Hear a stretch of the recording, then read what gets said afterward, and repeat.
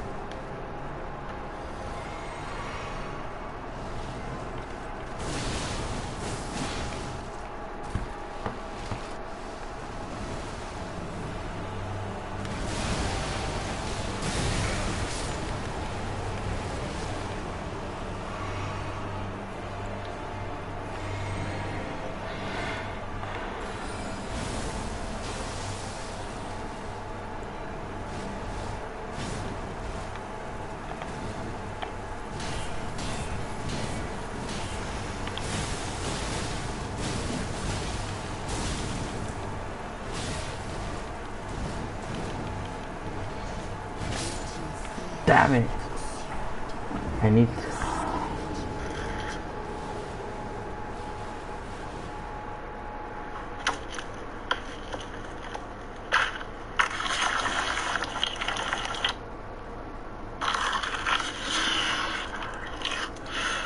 Let's make deep fried this one.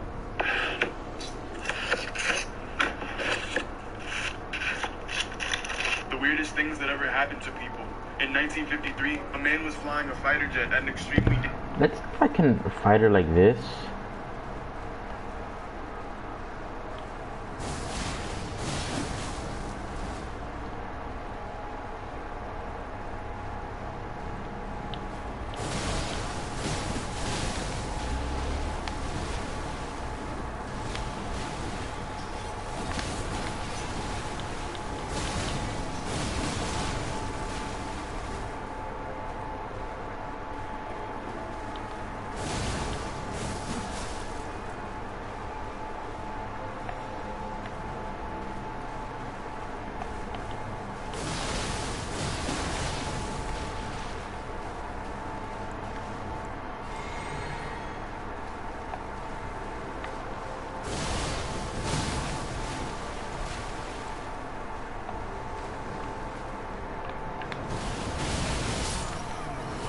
Like, what do there?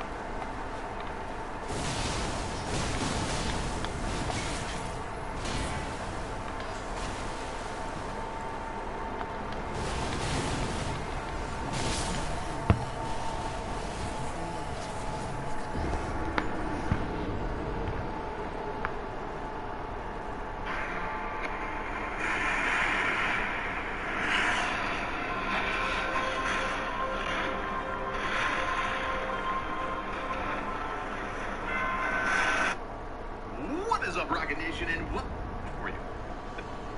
Did ignore? This is basically telling you the exact same thing that I told you at the beginning.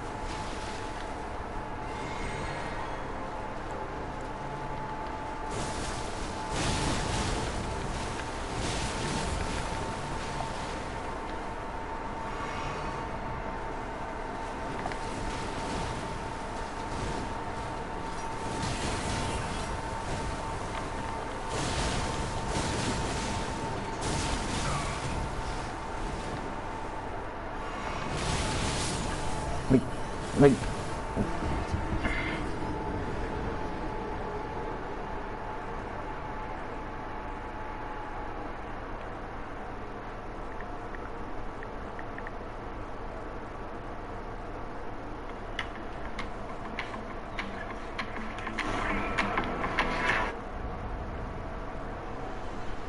call it.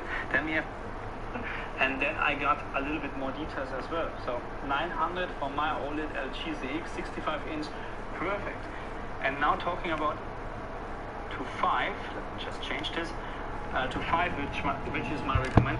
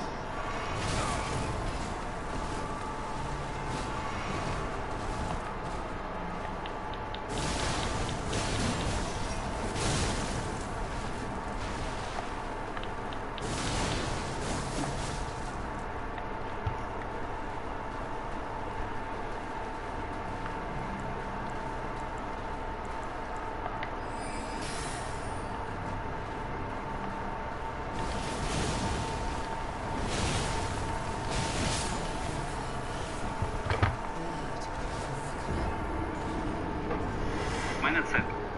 My recommendation for this game.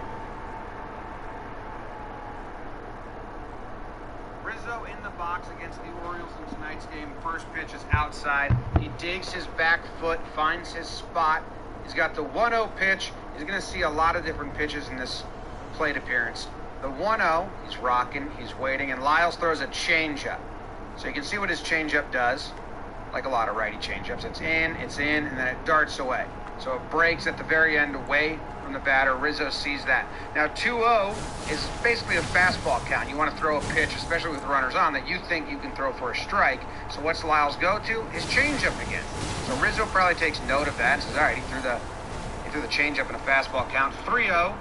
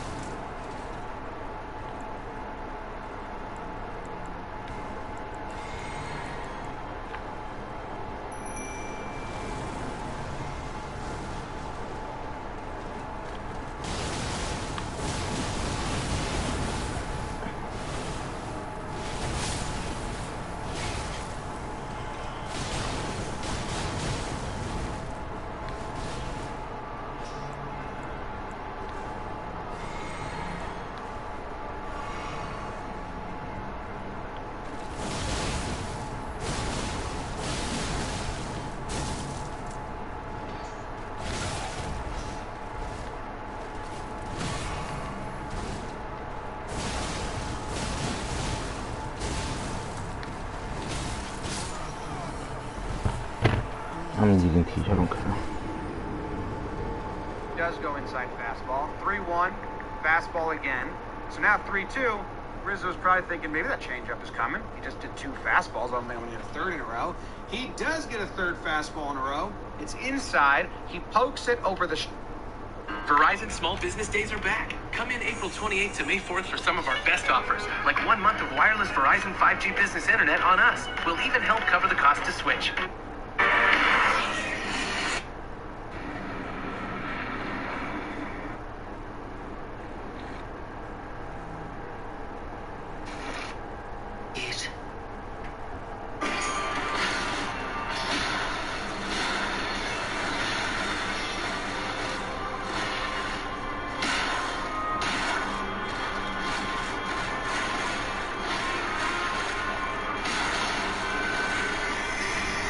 What I have to do is let her attack, and then I okay.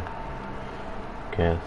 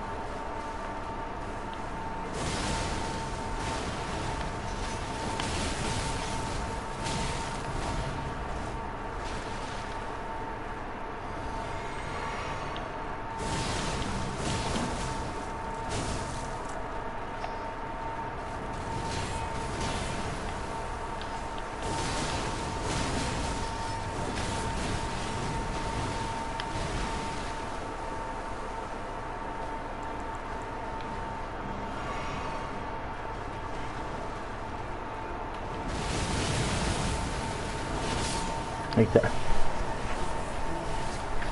I'm just gonna start running away because like it's not okay how she does it. So run forward back. Okay. He was flying so fast that when he started shooting bullets from his jet, the jet was moving faster than the bullets. So he ended up shooting himself. He died. One day, this guy was bitten by a venomous snake, but he ended up surviving the bite and no one knows how. As revenge, the man jokingly bit the snake back, and the snake died. Also, a woman in France tried to take her own life one day by jumping off the Eiffel Tower. Unfortunately, she crash landed on someone's car and lived. The person who owned the car was upset at first, but he ended up forgiving her, and eventually they got married to each other. That's God's way of saying, if you pray for a girlfriend, he'll give you one. The weirdest things that ever happened to people. In 1953, a man was flying a fighter jet at an extremely dangerous speed. He was flying so fast that when he started shooting bullets from... Pranking my Latino dad with a fake tattoo. Hiding arms. ¿Estás mirando deportes?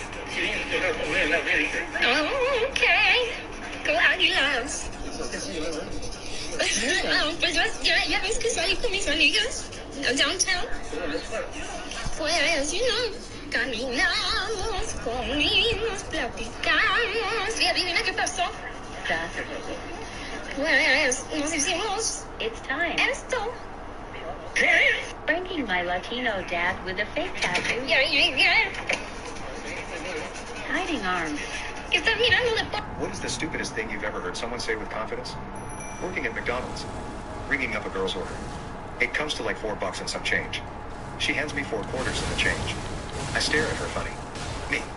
You're short like $3. Her. Huh? No. Here they are. Me.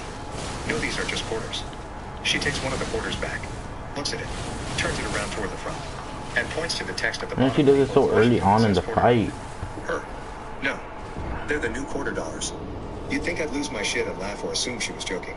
But she was too serious. I was weirded out. Morbid Facts, Part 254. While filming Night at the Museum 3, Robin Williams struggled with panic attacks and often had trouble remembering even one line. His autopsy later revealed that he'd been suffering from a severe form of dementia and lost more than 40% of the dopamine neurons in his brain. Twice convicted murderer Thomas Grasso was executed by lethal injection in 1995. His last words were, "Please tell the media I did not get my SpaghettiOs, I got spaghetti. I want the press to know this." After being arrested for joyriding in a stolen police car, Shane Goldsby got his sister's rapist as a cellmate in 2020. But despite repeatedly asking for a transfer, no action was taken. After the man taunted him for days with specific details about the assault, Goldsby snapped and stomped the man to death. Goldsby later pleaded guilty to second-degree murder and had 25 years added to his sentence. Morbid Facts, Part 254. While filming Night at the Museum 3, Rob...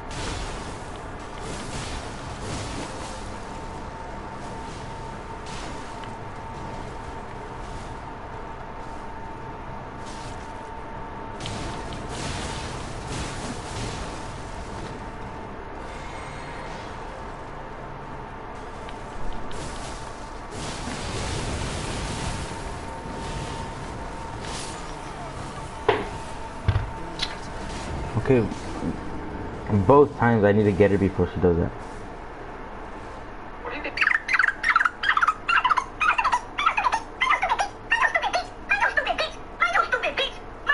The following is the fifth and final part system. The people themselves arranged their own schools, clinics, water supplies, and when they gave up on waiting for the government to install sewers, they built it themselves by hand. Now, more than 90% of the nearly 8,000 streets and lanes have sewage pipes, all put in by residents. The following is the fifth and final part.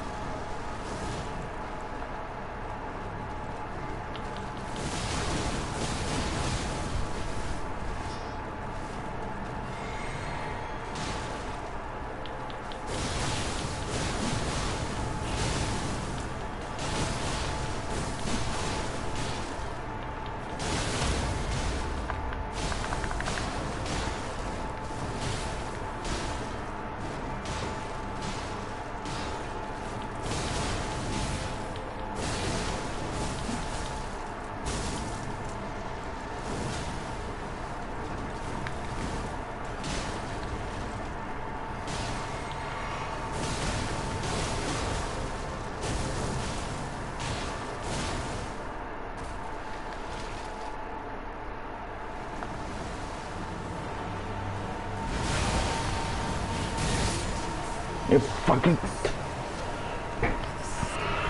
I need to not get hit by the first one, man. Yeah. Okay. Let me think about how much it is. Okay.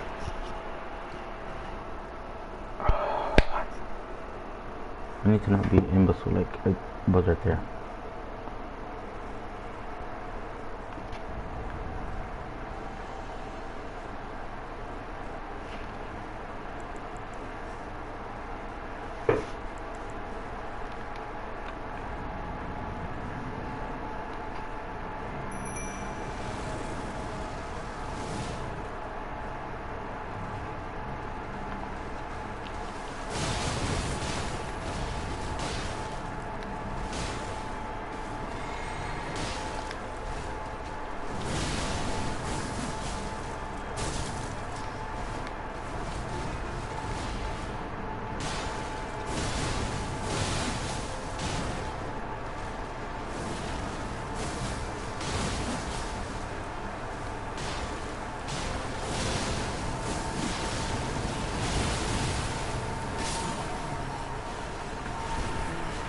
Where are you?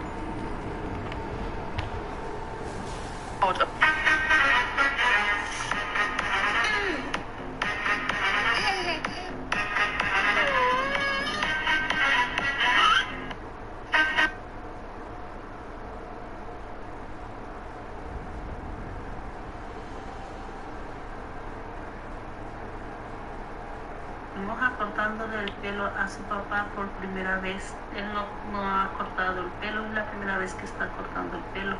¿Creen que le quede bien? El papá quería que estar bien pelón, así que se le hizo el corte. Y así quedó. Digan si quedó bien. Moja cortándole el pelo a su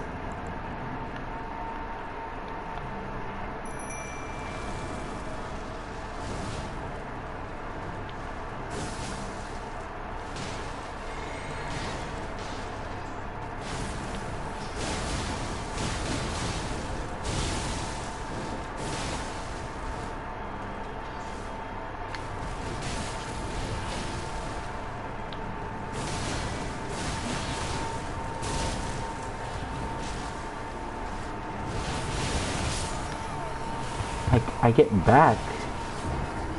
papá. These are things in Spain that don't make sense. Numero uno is restaurants. All restaurants close at 4:30 and open up at 8 p.m. It's called siesta time and it's definitely hard to get used to. Numero dos is Sundays. On Sundays, everything is closed. I'm talking every restaurant, every store, and every grocery store. Sundays kind of suck. Numero tres is construction. There's always so much construction happening all the time and everywhere. It's the most expanding city I've ever been to. Numero cinco is coffee shops and bakeries. There's more coffee shops and bakeries than trees here, but they're all so good, so. Numero seis is gas prices. This price is this much a gallon. $9 a gallon is just too much. I'm walking. Número 7 is the streets. We need a bird's eye view for this one. This is what Barcelona streets look like from the top. Like, look at this. So it's real easy to get lost out here. Número 8 is cigarettes. Everybody here smokes. Old people, young people, babies, dog, cat, whatever they got. Like, look at all the smokes they got. And it don't stop. It keep going. These are things in Spain that don't make sense. Número 1 is restaurants. All restaurants close at 4:30 and open up at 8 p.m. It's called siesta time, and it's definitely hard to get used to. Número 2 is Sundays. On Sundays, everything is closed. I'm talking every restaurant, every store, and every grocery store. Sundays kind of suck. Número 3 is construction. There's always so much construction happening all the time and everywhere. It's the most expanding city I've ever been to. Número 5 is coffee shops and bakeries. There's more coffee shops and bakeries than trees here, but they're also good, so. Número 6 is gas prices. This price is this much a gallon. $9 a gallon is just too much. I'm walking. Número 7 is the streets. We need a bird's eye view for this one. This is what Barcelona streets look like from the top. Like, look at this. So it's real easy to get lost out here. Número 8 is cigarettes. Everybody here smokes. Old people, young people, babies, dog, cat, whatever they got. Like, look at all the smokes they got. And it don't stop. It keep going. These are things in Spain that don't make sense. Número 1 is restaurants. All restaurants close at 4:30 and open up at 8 p.m. It's called siesta time, and it's definitely hard to get used to. Número 2 is Sundays. On Sundays, everything is closed. I'm talking every restaurant, every store, and every grocery store. Sundays kind of suck. Número 3 is construction. There's always so much construction happening all the time and everywhere. It's the most expanding city I've ever been to. Número 5 is coffee shops and bakeries. There's more coffee shops and bakeries than trees here, but they're also good, so. Número 6 is gas prices. This price is this much a gallon. $9 a gallon is just too much. I'm walking. Número 7 is the streets. We need a bird's eye view for this one. This is what Barcelona streets look like from the top. Like, look at this. So it's real easy to get lost out here. Número 8 is cigarettes. Welcome to Put an Egg on It, where we put an egg onto it. Today we're putting an egg on beans on toast. This is an English dish that consists of beans, toast, and sometimes other stuff. In this case, other stuff is egg. So now let's see if beans on toast is better with an egg on it. It is indeed better with an egg. I'd like to see you wiggle, wiggle. Going to kill Mom. Ah, thank you. Lois, Gretchen wants to kill you, and I have a slip that says we've got a package. Peter, I'm glad you're here to see this. You and I can finally be together. Peter, what's going on? She's nuts is what's going on.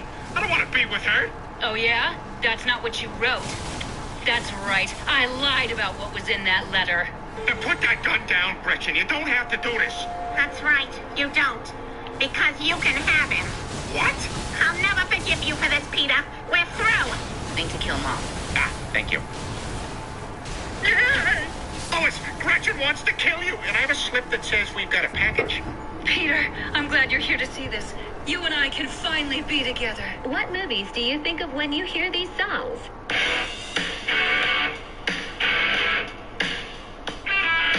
Hey now, you're an all-star. Get your game on, go play. Yep, that's me. You're probably wondering how I got in this situation. I managed to pop this ball before I'd even finished pumping it up, which is pretty depressing. It sat on my shelf the past couple of weeks just looking at me, teasing me. Because each cell is attached to another cell, I'm worried that as soon as I start picking it, the whole thing's just going to come apart. Like, it's starting to happen here. At this point, I'm not sure if just the whole ball is just going to come apart. But luckily, it was a good starting point. Just enough space to get the ball bladder through. I'm going to re-pump up the old ball bladder and put it under the water just to demonstrate how big the pop was. I'm putting in a fresh new one and gluing it back inside. Let it dry for about 4 hours. At this point, I'm getting pretty excited. The wait to play with the 212-piece worldie ball is almost over. I got to work sewing up funnel cells. And here we go, take 2. No popping this time. Oh, it's so sad. All right, here's the story on how I convinced all of Nashville that I got drafted into the NFL. This was the start of the Broadcast Boys. Now, before Brody was my fellow broadcast bozo, he worked at House of Highlights as a producer. And he hit me up one day talking about they got a prank idea. We want to go to Nashville and pass you off as a college football player that's about to get drafted. You down? Of course, being that I'm big for nothing and a gifted liar, naturally Brody thought of me. My backstory was simple. Deuce Dominguez, 10th ranked offensive lineman out of Boise State. Figured we choose a random school out in the boonies, people are less likely to ask questions. But before leaving to Nashville, we had to test it, right? Schoolboy Q was at the BR offices, and we told him that an NFL draftee was a big fan and wanted to meet him. So he came through and showed some love. My dumbass told some fake story how I saw him perform once, and it changed my life. And like anyone who's too high to remember, he laughed and said, "That's crazy." So we dipped to the airport, and as soon as we got off the plane, it all started. People asking me for pictures, double taking as I walked through the airport. I was a celebrity for no fucking reason at all. We got to Broadway in Nashville and went to work, talking to locals, shaking hands, signing autographs. This dude right here even said that he would love for his team to draft me. I got interviewed by a real local TV station. Ran into Derrick Henry, and he wished me luck in the draft. Taylor Lewan stopped to give me the keys to success. Gatorade and chewing tobacco. He said that's how you feel the boys. And NFL success starts with feeling the boys. Hey, yo, the night came and my dream had come true. I was drafted to the NFL. So it was time to celebrate. It's not every day that someone with zero football experience and minimal athletic ability gets drafted by the Packers. But the Packer fans were hyped to see me come in the Lambeau. I took part in this tragically awkward yet somehow wholesome dap with a fellow cheesehead. Got mobbed by a bachelorette party ready to risk it all. Nearly fell in love in the honky-tonk. But Little Dirk and Morgan Wallen told me to leave them Broadway girls alone. And finally I gave a heartfelt speech to a room full of drunk people just waiting for the mechanical bull to get turned back on. What a fucking night. Only in Nashville are people nice enough to accept that my DJ Khaled looking ass can play pro football. And 3 years later, I'm here talking to y'all. Look at God. Won't he do it? Alright, here's the story on how I convinced all of Nashville that I got drafted into the NFL. This was the start of the broadcast, boys. Now before Brody was my fellow